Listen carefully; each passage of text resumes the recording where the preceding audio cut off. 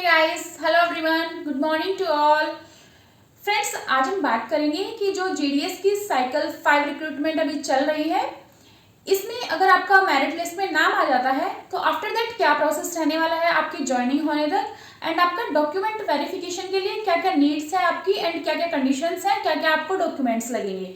और साथ ही साथ हम कुछ जनरल डिस्कशन भी करेंगे, जैसे कि सोशल मीडिया पर बहुत सारी अफवाह फैल रही है कि रिजल्ट आ गया है। उससे बहुत सारे कैंडिडेट्स बार बार मेरे को मैसेज करके पूछ रहे हैं कि क्या मैम सच में रिजल्ट आ गया है, तो उसकी सच्चाई भी आपको बताएंगे। इवन सोशल मीडिया पर कुछ यूट्यूब चैनल्स पर यह भी बताया जा रहा है कि जो वैकेंसीज थी 40,889 उनको बढ़ा करके 71,000 समथिंग कर दिया गया है। इसकी सच्चाई भी हम आपको बताएंगे। आज हम पूरे प्रूफ के साथ बात करेंगे। देखिए, हम बहुत सारे डॉक्यूमेंट्स आपके लिए लेकर आए हैं, ठीक है, क्योंकि मैं भी डिवीजन ऑफिस में वर्किंग हूँ एज अ पोस्टल असिस्टेंट, तो हमारे अंदर भी ये डॉक्यूमेंट वेरिफिकेशन वगैरह का काम होता है। तो इसको मैंने अच्छे से स्टडी करके, कुछ तो ऑलरेडी नॉलेज है एंड अच्छे से स्टडी करके मैं ये वीडियो आपके लिए बना रही हूँ कि आपका वंस आपका जो है मेरिट लिस्ट में नाम आ जाता है, वहां से लेकर के आपका ज्वाइनिंग तक का, फाइनल इंगेजमेंट तक का सफर क्या रहने वाला है, इस सब के बारे में हम इस वीडियो में डिटेल में बात करेंगे। बहुत ही अच्छे से आपको एक एक पॉइंट जो है क्लियर करेंगे और आई होप वीडियो के एंड तक आपको सभी आपके कंफ्यूजन्स जो है क्लियर हो जाएंगे और कोई भी आपको डाउट रेज नहीं होगा माइंड में।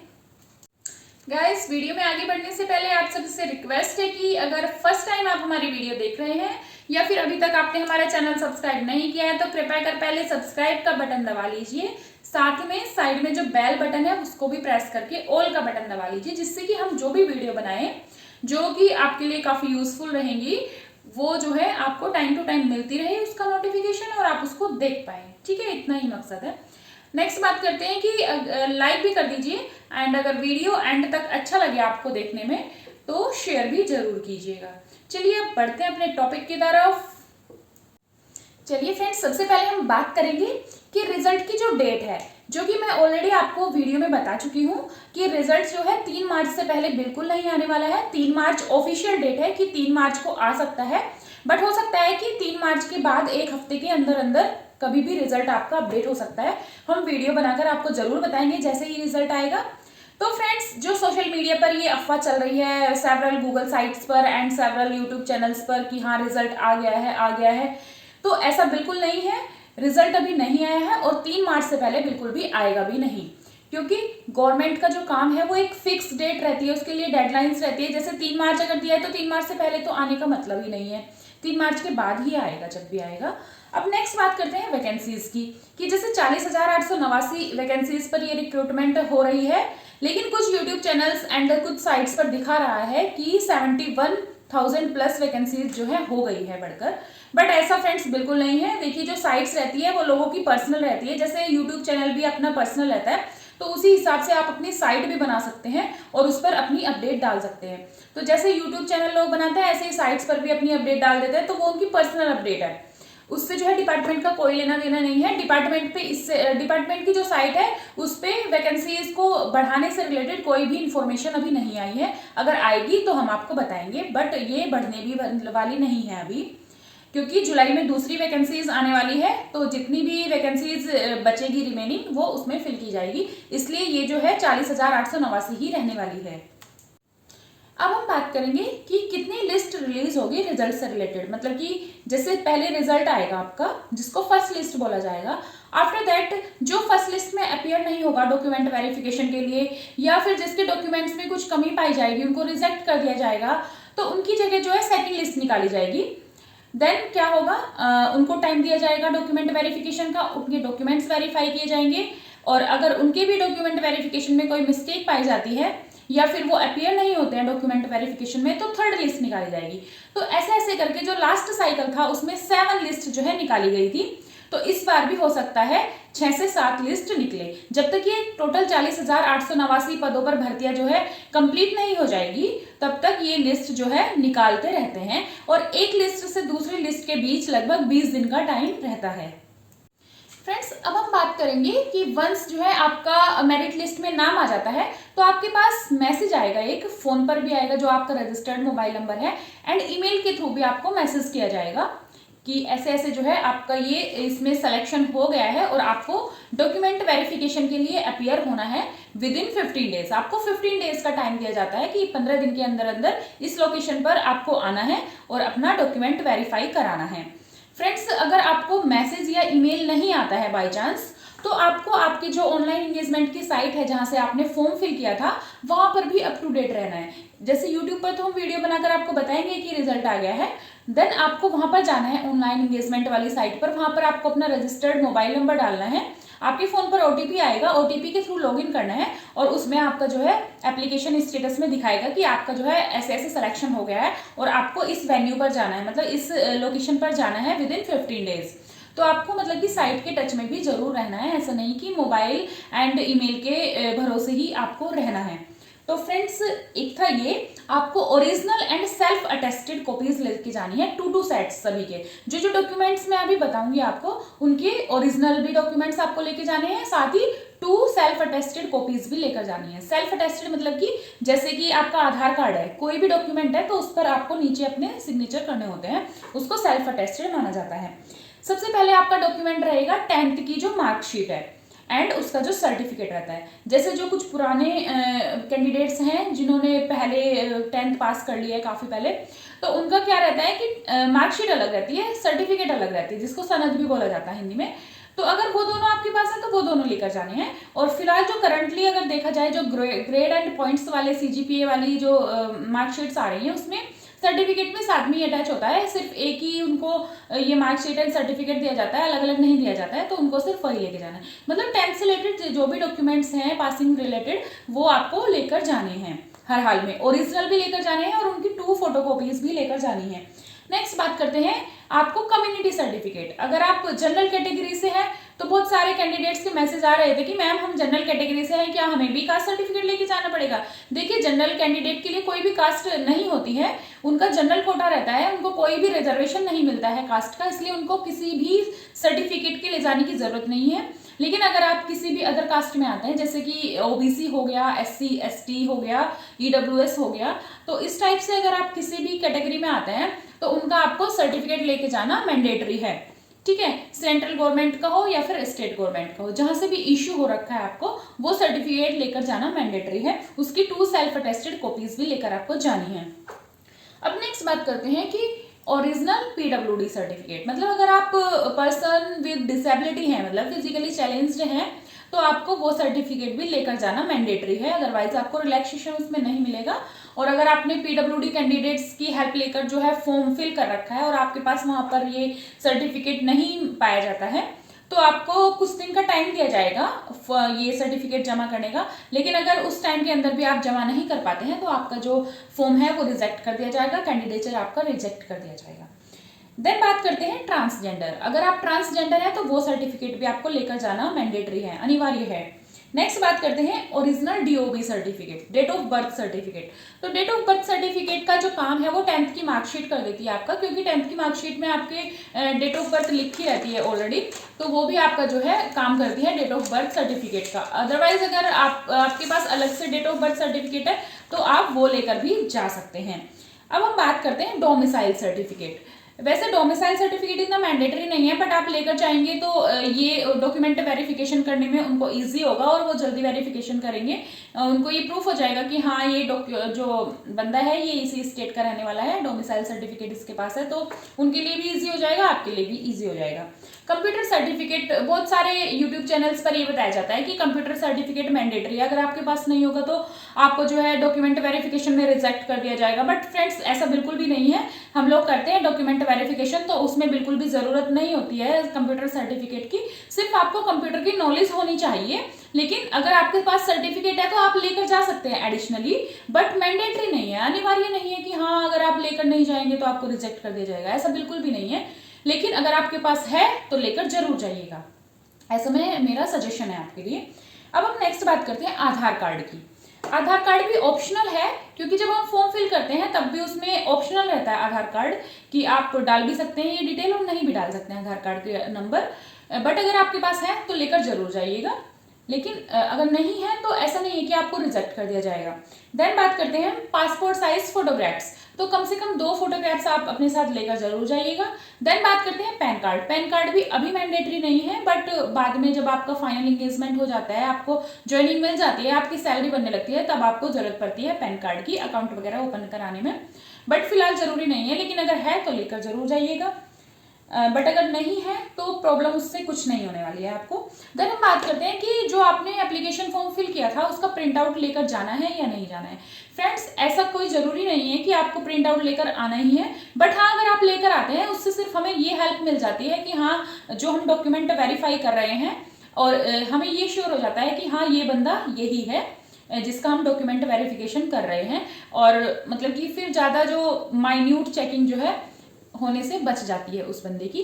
सिर्फ इतना थोड़ा सा फर्क पड़ता है, अदरवाइज कोई फर्क नहीं पड़ता है, क्योंकि सारी चीजें तो डिटेल्स चेक भी होती है, सर्टिफिकेट चेक होते हैं, स्कैन होकर अपलोड भी होते हैं। अब नेक्स्ट बात करते हैं आपको हाँ रजिस्टर्ड फोन नंबर भी जरूर लेकर आना है। जैसे जिस फोन से आपने रजिस्ट्रेशन कर रखा है मोबाइल नंबर से, वो मोबाइल नंबर आपको जरूर लेकर आना है। बिकॉज क्या होता है, जब हम ये सभी डॉक्यूमेंट्स जो है स्कैन करते हैं, चेक करते हैं, एंड देन स्कैन करके आपकी प्रोफाइल पर ही हमें अपलोड करने होता है, तो आपका रजिस्ट्रेशन नंबर डालकर जो है आपकी कंप्लीट प्रोफाइल देखी जाती है और उससे ये सभी डिटेल्स मैच भी की जाती है। ठीक है, तो उस टाइम पर आपके फोन पर एक ओटीपी सेंड किया जाता है। वो ओटीपी आप हम लोगों को बताएंगे, जो एडमिनिस्ट्रेशन के लोग रहते हैं डॉक्यूमेंट वेरिफिकेशन करने वाले, उनको जैसे ही आप बताएंगे तो आपकी प्रोफाइल ओपन हो जाएगी और उसमें आपके सभी डॉक्यूमेंट्स जो है स्कैन करके अटैच करे जाएंगे, मतलब अपलोड किए जाएंगे। तो आपको वो मोबाइल नंबर लेकर जरूर आना है। अब नेक्स्ट बात करते हैं गाइस, अब हम बात करेंगे अगर बाय मिस्टेकनली आप जो है कोई भी अपना डॉक्यूमेंट ले जाना है तो भूल जाते हैं, या फिर अभी आपके पास अवेलेबल नहीं है बट वो 3-4 दिनों में या 10-15 दिनों में अवेलेबल हो जाएगा, तो उस कंडीशन में जो है आपको रिजेक्ट नहीं कर दिया जाएगा। उस कंडीशन में क्या होगा, आपको एक एप्लीकेशन लिखकर देनी होगी। जो भी एडमिनिस्ट्रेटिव ऑफिसर होंगे जो आपका ये डॉक्यूमेंट वेरीफाई कर रहे होंगे, उनको एक एप्लीकेशन लिखकर देनी होगी एसएसपीओस के नाम से, मतलब एसएसपी जो रहते हैं डिविजनल हेड, उनके नाम से लिखकर देनी होगी। एंड उसमें आपको रीजन बताना होगा कि ये डॉक्यूमेंट आप क्यों जमा नहीं कर पा रहे हैं और नेक्स्ट कितने दिनों में जो है आप इसको जमा कर देंगे, ऐसा उसमें आपको बताना होगा। देन जो एडमिनिस्ट्रेटिव ऑफिसर रहेंगे वो उसको रीड आउट करेंगे एंड देन वो आपको परमिशन दे देंगे कि हाँ आप इतने दिन के अंदर जो है लाकर इसको जमा कर सकते हैं। तो फ्रेंड्स, ये भी जो है इम्पोर्टेंट, बहुत ज़्यादा कंफ्यूजन रहता है कैंडिडेट्स को कि कहीं हम नहीं ले जा पा रहे हैं, या फिर अभी हमारा आधार कार्ड है बनना गया हुआ है अभी नहीं आया है, तो क्या हमारा फॉर्म रिजेक्ट हो जाएगा या हम रिजेक्ट कर दिए जाएंगे सिलेक्शन होने के बाद भी। तो ऐसा बिल्कुल नहीं है। अब बात करते हैं फ्रेंड्स, जैसे ही आपका डॉक्यूमेंट वेरिफिकेशन होता है तो मीनवाइल आपसे कुछ मोटी मोटी जानकारी भी पूछ ली जाती है। जैसे कि आप आपस में बैठे हैं और एडमिनिस्ट्रेटिव ऑफिसर एंड आप बैठे हैं, तो वो पूछ लेंगे कि आपका 10th का रोल नंबर क्या है, 10th आपने किस ईयर में पास किया, आपका फादर्स नेम क्या है, तो इस टाइप से वो पूछ लेते हैं। 10th में कौन सा ऑप्शनल सब्जेक्ट था आपके पास, कौन से बोर्ड से आपने 10th की है, तो इस टाइप से मतलब कोई भी क्वेश्चन हो सकता है, जनरल क्वेश्चन, वो आपसे पूछ सकते हैं आपका कॉन्फिडेंस लेवल चेक करने के लिए एंड आपका जो जेन्यून कैंडिडेट आप है या नहीं है इसकी चेकिंग करने के लिए आप जनरली जो है आपसे ये क्वेश्चंस पूछ ले जाते हैं।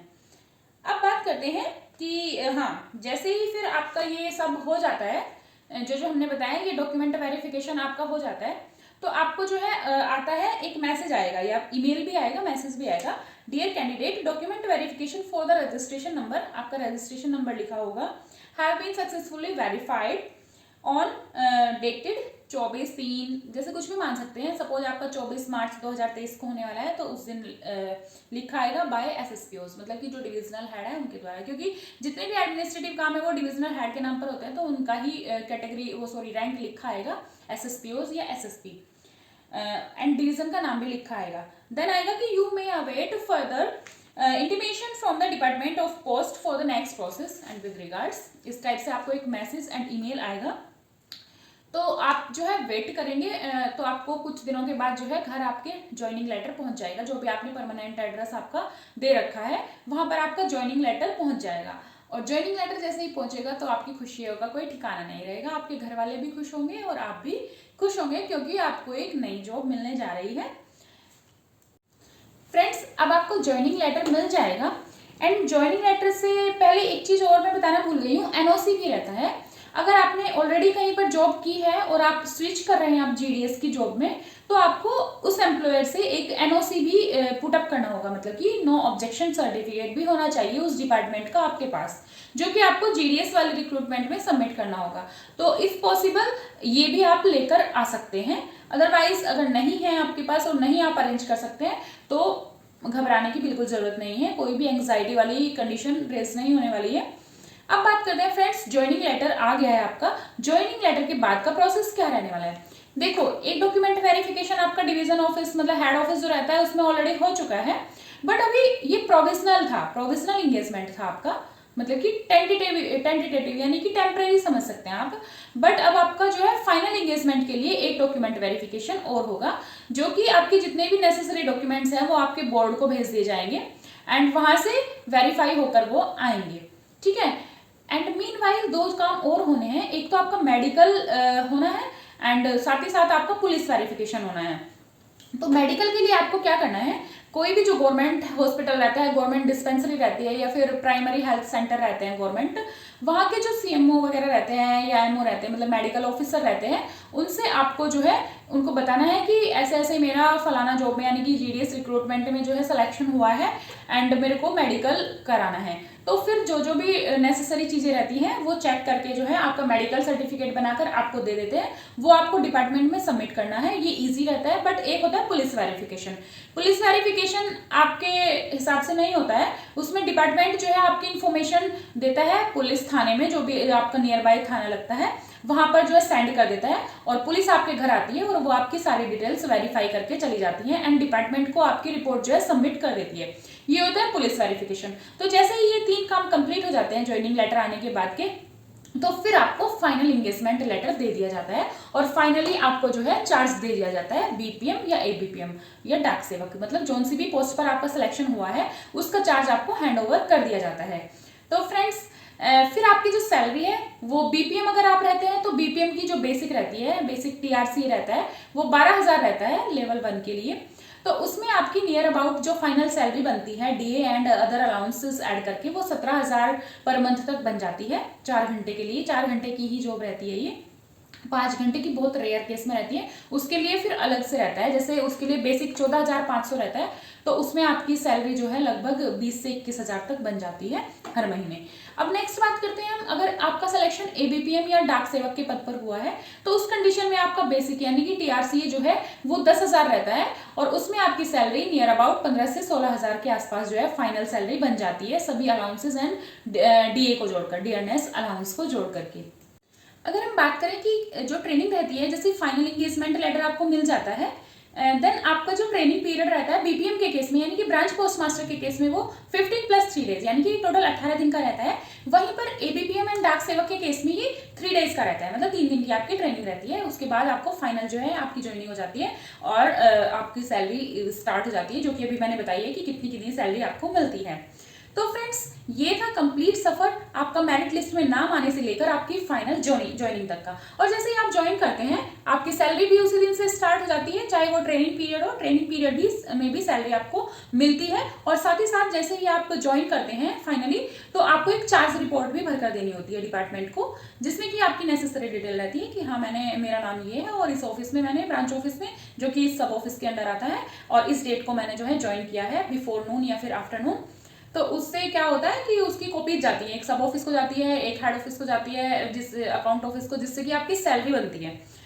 तो ये सैलरी के लिए रिकॉर्ड रहता है एक तरह से चार्ज रिपोर्ट, एंड आपके फ्यूचर के लिए भी ये काफी बेनिफिशियल होता है। अगर कोई भी डिसिप्लिनरी केस आपके अगेंस्ट हो जाता है तो उसमें जो है चार्ज रिपोर्ट आपके काम आती है। इसलिए चार्ज रिपोर्ट की एक कॉपी जो आपको दी जाती है उसको जरूर संभाल करके रखिए, क्योंकि अगर इनकेस आपके ऊपर कोई भी एलिगेशंस लगाए जाते हैं डिपार्टमेंट के, और हो सकता है कि आप उस डेट को ना प्रेजेंट हो डिपार्टमेंट में, आप छुट्टी पे हो या फिर आपकी तब तक ज्वाइनिंग ना हुई हो और आपके ऊपर फेक एलिगेशंस लगा दिए गए, तो उस केस में क्या है आप उसको एज अ प्रूफ दिखा सकते हैं। तो चार्ज रिपोर्ट काफी एक मैंडेटरी डॉक्यूमेंट है किसी भी चार्ज को जो है डिस्प्रूव करने का या फिर प्रूव करने का, इसलिए चार्ज रिपोर्ट भी आप जरूर संभाल करके रखिए। और बाकी तो आप डिपार्टमेंट में आएंगे तो देखते रहेंगे कि क्या क्या काम है, ऐसा कोई हार्ड एंड फास्ट काम नहीं है, कुछ टारगेट्स रहते हैं थोड़े बहुत, क्योंकि सैलरी दे रहा है डिपार्टमेंट तो यार काम तो लेगा ही, ठीक है। 4 घंटे की सैलरी देनी है तो 4 घंटे काम भी लेंगे, ऐसा कोई फालतू का काम नहीं होता है, ज्यादा हार्ड काम नहीं होता है, आजकल के पढ़े लिखे बालक तो सब कर लेते हैं, ठीक है। तो फ्रेंड्स ये था कंप्लीट वीडियो, आई होप आपको क्लियर हुआ होगा सब कुछ। और हाँ, मैं वीडियो की भावनाओं में बह गई और मैं आपको बोलना भूल गई कि अगर आप पहली बार हमारी वीडियो देख रहे हैं या फिर आपने अभी तक चैनल सब्सक्राइब नहीं किया है तो कृपया कर चैनल सब्सक्राइब जरूर कर लें, जरूर से चैनल सब्सक्राइब कर लें। और वीडियो अगर अच्छी लगी है तो लाइक भी करें और अपने ऑफिशियल ग्रुप में या फिर अपने जो फ्रेंड्स हैं, ऑफिशियल कलीग्स हैं, उनके साथ भी शेयर करें। चलिए फ्रेंड्स, मिलते हैं नेक्स्ट वीडियो में और अच्छी इन्फॉर्मेशन के साथ। तब तक के लिए thank you so much, bye bye, take care.